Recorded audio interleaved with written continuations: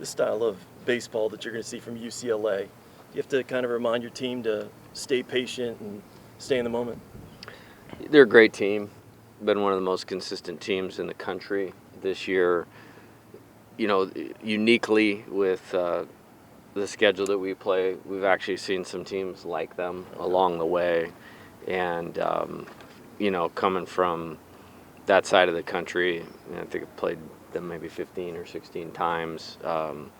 You know, it's good. It's a really good team, good brand of baseball, winning baseball, really good sophomore class, you know, some of the best players in the country, you know, and should be an awesome night, just like last night was. What would you say is the hallmark of a John Savage team? Pitching. You know, you think about all the great big leaguers that they've had. You know, Garrett Cole obviously is the headliner. And there was guys after that, you know, James Caprillion, Adam Plutko, a guy named Grant Watson. I think around that time they won the national championship. And then just consistent, and they're going to play the game the right way. You know, really good identity on offense. You know, have a style of play that they're very committed to, and that they're really good at. Did you have any? Defense? You guys worked on that infield defense. I guess is that something you respect? Yeah, I mean, you guys are around and have a lot of access during the postseason. So, you know, Little Rock, you know, very active team with those types of things, and you saw that. West Virginia certainly capable of doing it.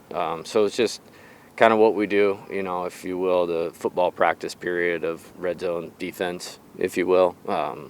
You know, just to make sure we're buttoned up and prepared, and it's game 65.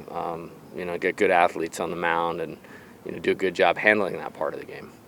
Did you have any memorable tussles with Savage? Oh yeah, I mean, I respect him a lot. You know, goes back a long ways. You know, when you're a young assistant coach and coming from a small school into Division I, and nobody even knows who you are, and the head coach at UCLA, you know, treats you like you're somebody. That's something I've always been thankful for. Always admired him. And then, yeah, we had some good ones. I want to say my first year at Arizona, we were down 5 in the 9th and scored 6, or down 4 and scored 5. One on a walk-off. Bobby Dahlbeck hit one into the corner, major leaguer. Scored Alfonso Rivas from third base, major leaguer. So, and then I thought that was a pivotal game in that team season that ended up getting here and playing for the national championship. That's probably one that I remember the most. You know, on the good side, I think we swept them in Tucson in 18, and they gave it right back to us and swept us in Westwood in 2019. And I think they were the #1 national seed that year. So a lot of mutual respect, hopefully, at least on my end, there is. Obviously, it means a lot to Jared. You know, you guys stay and doing extra work. It's not new, I'm sure, but just kind of take me through like, where you're at with him and what you're telling him. Yeah, we just he's had a great season, 20 homers, bunch of RBIs. You know, it's just it's no different. We have a game tomorrow that we're trying to prepare for, so it's like, you know, we did something similar to what we would do if we were playing at the box, and we got time in a beautiful facility, so it's just like making it like home and staying, what I would say, in a routine. I don't know if it's a routine, but staying in how we roll, so to speak. You only issued 2 walks last night and didn't make an error, played great defense. How pleased were you with the way you kind of handled the stage? Very well, and I saw it, sensed it throughout the week. You know, I want them to enjoy being here. You know, the opening ceremony is the host cook-off deal that we had, steaks and hot dogs. I was worried we were going to have a food coma after that meal because it was so good. You know, and being around their families in the hotel, I mean, parents are obviously really proud of them, and then flip the switch to preparation and execution, and just the whatever they call it, like the vibe of the team was really good yesterday, really good today, and just have a good sense of knowing who they need to be when they need to be it. And again, it's as simple as it sounds. You can't write an article about it, but it's just about execution, and execution is a direct reflection of your preparation, and felt good about both those things yesterday. How close was Anthony into coming to the game Not last night? Not really close. You know, felt good about Kaysen, felt good about the matchups. Just didn't want to get caught behind the 8 ball if we needed him. How about that guy's ability to battle? I mean, we've talked about it all year long, but he always finds himself in a situation, but then always finds a way out of it. Yeah. I know you've joked about the second inning thing, but like, what is it that you see that ability to grind through. Yeah, I think he may have even said this to you because you said it to me before. You know, he looks at those things as instead of, oh, I'm in trouble or there's a situation, it's like, now I get to find out how good I am. And it's like all things in life, it's not the thing, it's how you view the thing. And just a guy with a lot of confidence and the right type of mental disposition to be able to do that and then just go execute pitches. And he's special at it. It's a great quality because it's easy for me to sit here and say it. It's another thing to go out and do it like that. Okay, you talk about. With what Cade gave you in Game 1, just from your starter, what kind of can that performance do for your pitching staff moving forward? Well, you win the game, first off. I mean, that's the most important thing that he provided. I thought he pitched excellent last night, you know, and put us in position to where you're not crossing really anybody off of the list, and the other guys came in and threw strikes, and that's why you put them in the game in that environment, and they have tremendous stuff and recover well. And, you know, so he gave us a situation where in tomorrow's game, basically everybody's available but him. How close? I'm allergic to bees, and so I don't. Oh. Yeah. We'll stop there. No, we're good. Yeah. Alert. Yeah, for real. Yeah. You talked about the depth of pitching last night. It seems like you're in good shape with everybody except for Anderson going tomorrow. And then, but do you eventually need someone to kind of step up and pitch, on a higher level than you've had before? Well, that's the kind of, I guess what I'd say, lore of this tournament. You know, not just with LSU, but every championship team, but certainly with LSU. And just 24 months ago, Nate Ackenhausen, who I just viewed as super important to that team. We had him go 6 innings at one time, and then it set us up. And then, Griffin Herring going 4 1/3, when he'd pitched a lot, and a huge part of that team just hadn't gone 4 1/3.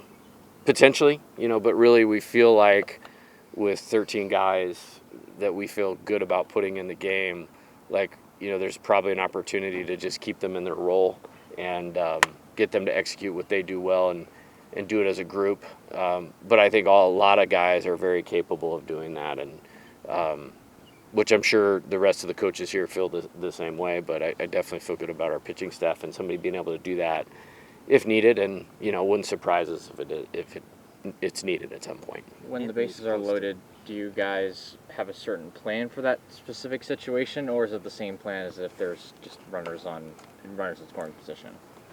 You're talking about on offense? Yeah. Yeah. I mean, there's some things that we'll look for and try to make sure that we hone in on and are good with. The pitcher obviously has less margin for error at that circumstance. They're trying to induce something, that we want to stay away from, and so there's a part of it. We work on it a lot in practice, again, that you guys have all been privy to here in the postseason, and I think the guys done a good job. I thought Chris did a good job with it last night. We got the free base there with Michael, and then you're in a 1st and 3rd, which is essentially the same thing as a bases loaded type situation, and Josh on a tough matchup was able to move the ball there. So I thought we did a good job. Definitely think we did a great job in the Super Regional with it, and Regional as well. What's it mean to get Chase out there and for him to have the success that he has? I'm not surprised. He's very talented. I think has used his experience of the season well. I think one of the benefits of starting him, knowing how good that he was and could be, was we got some miles on his tires that he didn't get last year, missing the season with an injury. And then usually what happens with pitchers, when you do that and then you condense it down, you get some really good results. And that's what we've had. And then, I had the one outing that wasn't great, and I think it was the regional, and then used that experience well and was awesome last week in the Super. And then I thought he used that well as a good blueprint for last night, and was excellent. On the personal side, for him to kind of overcome everything he has? I love him. That's one of the first big dogs that took a leap of faith with us as a program, and was committed somewhere else and flipped it around to us. And I knew what that meant at the time, and maybe it just took a little longer to get here, to no fault of his own, just because of the injury. And so I'm super proud of him, and look forward to the rest of his time. Anthony is from close to UCLA's campus. If you name him the starter for tomorrow night's game, what do you just expect Well, close is relative in the greater Los Angeles area. I've been in Long Beach, and it's taken 2 hours to get to Westwood. So, no, I just expect him when he pitches next to be himself and execute pitches and pitch with great tempo and attack hitters and be difficult to deal with because he's got 4 pitches, field his position, and just be Anthony. He mentioned watching UCLA growing up, I guess being so close, and even like some of his youth coaches are UCLA fans. Is that something, like when a guy is facing a team that maybe he's familiar with or been a fan of, do you have to manage emotions at all, or is that even something? I mean, it could be just knowing the player. I'm not overly worried about that. The makeup, character, competitor, disposition, even if it's off a little bit, not perfect, you're talking about a guy that knows how to reel it in really fast and get rolling. And much like Cade, he gave us everything he had last Sunday night. And we'd used him on Monday to finish out the regional, and I'm happy he's gotten the rest that he has for from that game till today, and looks good, moving around, bouncing around, and has his body underneath him, and he's a well-conditioned athlete. So put that together with the mental game, and you feel good about it. Coach, about the time of the Auburn series, you said that something to the effect of, for the first portion of the season, 30-some-odd games, the team that played the same kind of consistent brand of high-level ball, and then they got away from it for a weekend. Do you feel like they've been back to that over the past couple of weeks, and what does that look like? Yeah, good question. I think I admired the consistency really in all phases. We've been a great defensive team throughout the season. Offensively, it was just a relentless amount of quality at bats that was getting us into double digits sometimes without even noticing it, if that makes sense. And I think that's a sign of a really good team. And then the pitching's been strong. And I would say I learned a lot even post that run, if you will, of the team's ability to win games when maybe 2 of the 3 were good and 1 wasn't as good. And I think that's a sign of good teams. I think I'd say this to them: great teams play near their capability often. I thought they've done that. And then I stole one from Pat Riley, the old basketball coach. Great teams, find a way to win when they don't play their best. And I feel like this team's done good with both those things. Coach, after an emotional win like last night, how important is it to keep the team business as usual with more work to do this week? Yeah, I think they're aware of that. I mean, we're built on preparation. We're built on doing it by design, not by default. Built on not being hostage to your feelings. It just doesn't work in baseball. You can't do it. And so I think they're well conditioned for that. Want them to relax a little bit today. That's the one benefit of not having to play on back-to-back days. And, we'll reset, have a meeting this evening at the hotel. The coaches do our thing all day today. And then, routine for a night game tomorrow with early hitting and game prep and meetings and ready to roll. Yesterday you moved Curriell down in the lineup again. Of course, you had him right there to have the key hit of the game. What was the thinking that went into that?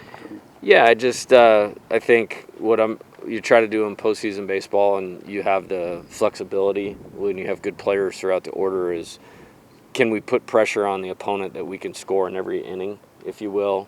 And so that has been a primary reason for shuffling the deck. And the great thing about Derek is he's so competitive and so focused on doing his job, which is to get on base and then move the ball with the runners on base. And he did both. He set the table. Again, I said it in the press conference last night, the walk in the second inning where he was down 0-2 to be able to draw that, put them in some pressure. And then, Danny gets down the bunt and then made a nice at bat, pitch to pitch off of Gibbler, and stayed on that thing and did exactly what we needed to do. And so it was great to have him up at that time, and then more than anything, him just execute. I love seeing him come up all the time, and it's actually the 2 games we've done this, it's been a little bit of shot in the arm in the second inning, like you see him rolling up there, and proud of the at-bats that he took last night. Do you think he's just seeing lefties better since the start of the postseason? Is that part of this? Maybe. I mean, I think he just is getting better. It's like I said, I mean, he played about as high level of baseball as you can in terms of being in the Trinity League in California, playing for the top travel teams and All-American games, but it's not this. And so I just think he's got such a feel for baseball. Kind of the more you see, the more you do, the better you get. It's the way that it's kind of designed, and he has the ability to take advantage of that. So I think it's time, and his development has probably been as accelerated as any freshman player in the country, and I think we'll keep seeing it. I really do. Did you pinch hit last night? We pinch hit Jake Brown last night. Yeah, and, he's obviously a huge part of our team, and liked the spot for him last night, and obviously he'll play more here, and I thought it was good to get him in there. Thanks, Jake. All right, thank you guys.